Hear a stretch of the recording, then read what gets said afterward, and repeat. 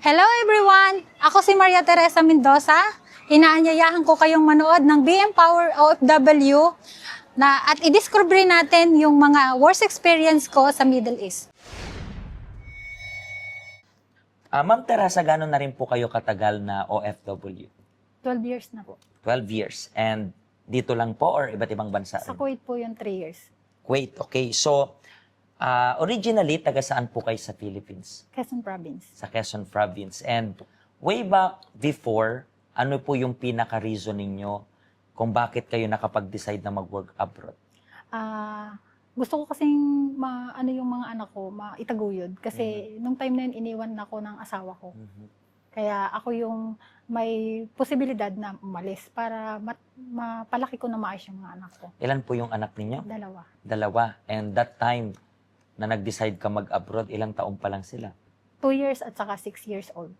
Bata pa. Kanino naiwan? Sa nanay ko saka sa ate ko. Pero that time na iniwan ka ng naging partner mo, nagtatrabaho ka nun or Meron. ano pong trabaho nito? Mananahi ako sa isang shop. Okay, so hindi talaga kaya yung kita, di Hindi, ba? maliit lang kasi. Totoo, especially sa province ka pa nagtatahi, di ba? So talagang limited talaga yung income. Opo. And paano pumasok sa isip mo yung idea na mag-abroad? May nag-introduce sa'yo or paano? Paano ka nagkaroon ng idea na mag-abroad? Ako lang, kasi naisip ko, wala nang ibang tutulong sa akin, kundi ako lang eh. Gawa ng, yung asawa ko wala na, iniwan niya na ako. So, naisip ko na wala na talaga ibang dahilan, kundi umalis ako. Kasi yun yung pinaka mabilis na paraan para magkaroon ng malaking kita. And I think pagdating sa anak, kaya nating magawa yung lahat. Opo. Alam mo na maraming mga nanay na, alam mo yun, simula nung nagkaroon sila ng anak, nagbago yung perspective sa buhay. I believe ganun ka rin, di ba? Parang kung dati pinahahalagahan mo yung sarili mo, ngayon, anak is yung priority na rin natin this time. Kaya, umalis ka talaga ng bansa. And Umalis talaga ako. nagkaroon, saan ulit experience? Kuwait. Tapos dito na. dalawa lang. Dalawa. Okay, so, itong Kuwait and Hong Kong, saang bansa ka pinaka nag-struggle? Sa Kuwait. Ito yung ikukwento mo sa amin rin this time. Paano naging struggle sa iyo yung experience sa Kuwait? Kasi first time kong mag-abroad, so hindi ko alam kung ano yung kalakaran, kung paano maging isang helper. Saka hindi rin ako sanay ng pinagagalitan ako. So pagdating ko doon, ganun pala yung magiging experience ko. Kasi pagdating ko doon, yung amo ko sobrang sungit.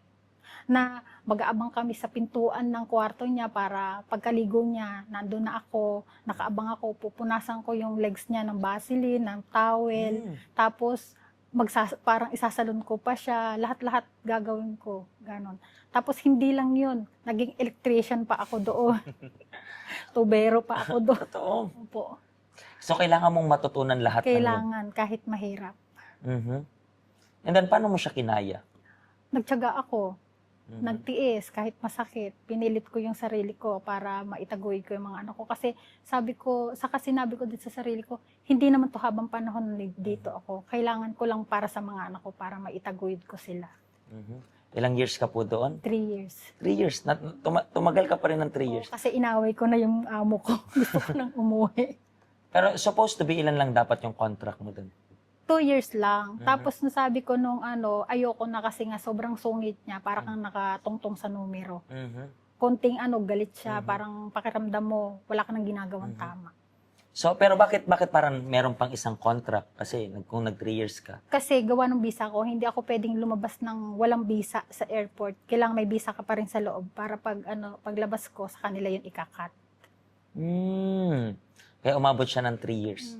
So, yung nagpaalam kang uuwi ka na, Nagalit sila. Kasi gusto niya ako, pero lagi niya ako pinagagalitan. ikaw rin ba bumili ng ticket mo o siya? Siya. Kasi natapos mo naman yung contract mo, di ba?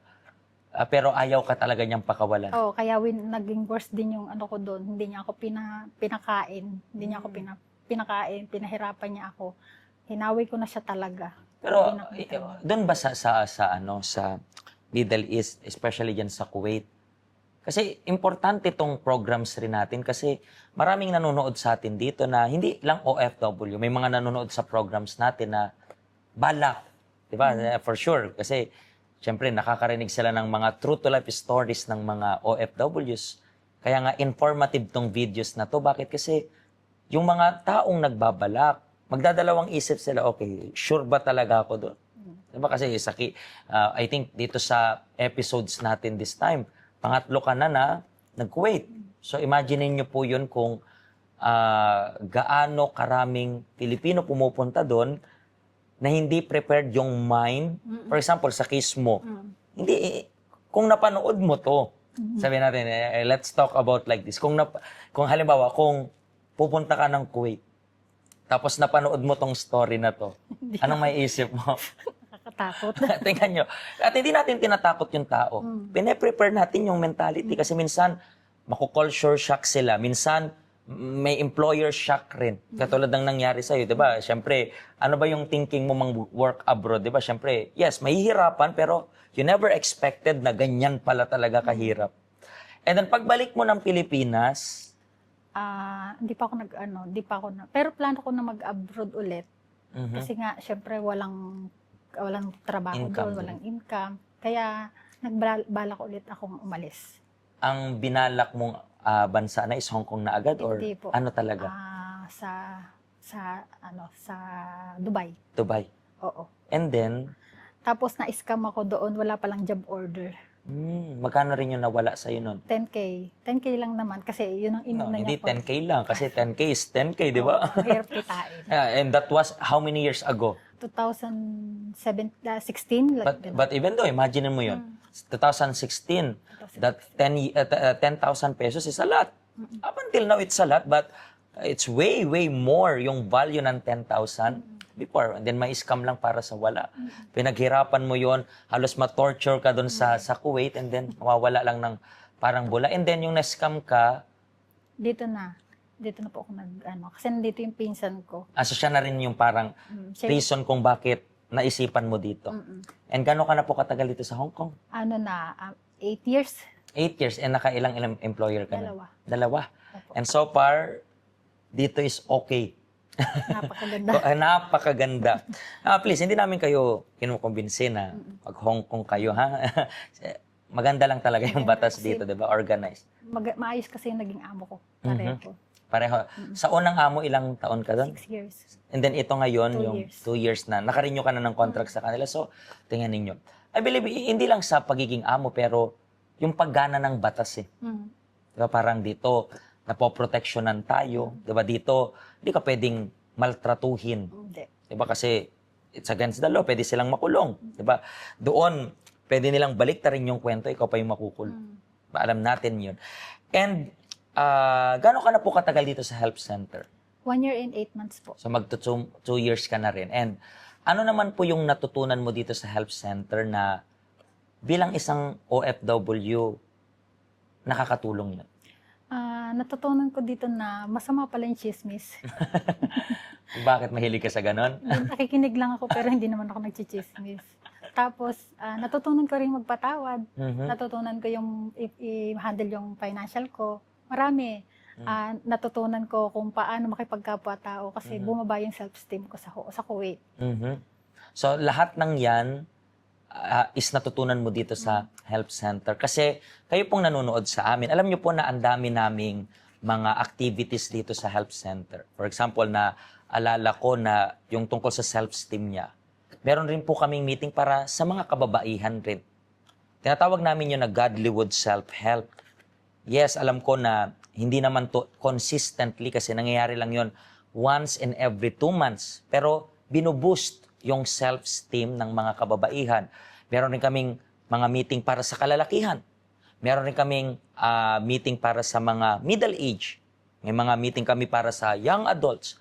Meron kaming mga meetings para sa mga age na, alam niyo yun, the best age nga daw. So, ang dami nating activities dito na akmang-akma sa way kung paano kayo mag-isip. Kung gusto niyo pong malaman about this, bisitahin niyo lang po yung help center natin. Wala naman po kayong babayaran. Yung mga activities na yan, para hindi po kayo homesick, mga activities na hindi kayo ma-depress, nandito kami para tulungan kayo. Maraming salamat po sa pag-share nyo ng stories and hopefully, ma-reach out nito yung mga taong gustong mag-abroad and magbigay ito ng lakas sa mga taong nasa abroad ngayon, may binasa Kuwait. And then, kung nakaya mo, kaya rin nila. Antayin lang nila na matapos. Kasi matatapos lang rin naman yung lahat. Okay? Maraming salamat po sa panonood. Hanggang next time po again. See you. Kung natulungan po kayo nito, pa-share po ng link. God bless you.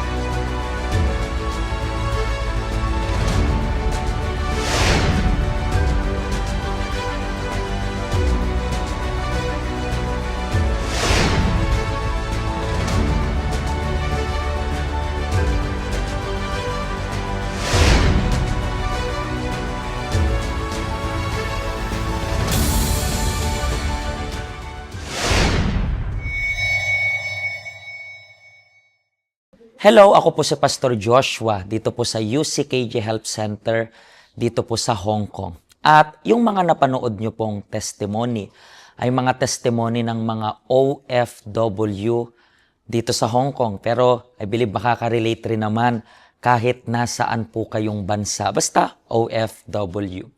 Ang health center po natin ay walang pinipiling religion. Base na rin po sa name, Health Center.